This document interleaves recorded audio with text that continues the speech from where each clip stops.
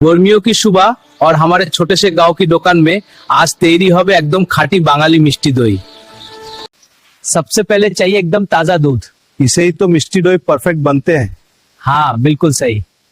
अब दूध को धीरे धीरे उबाला जाता है। जब दूध थोड़ा गाढ़ा हो जाता है तখন দইটা হয় আরো ক্রিমি আর সুস্বাদু। अब बनेगा कैरामेल शुगर।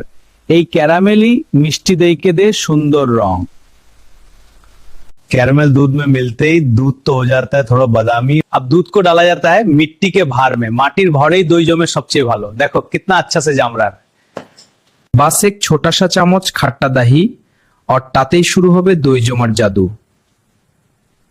अब थोड़ा इंतजार, कয়েক ঘন্টা পরে धीरे धीरे जमे उठबे मिष्टी दई।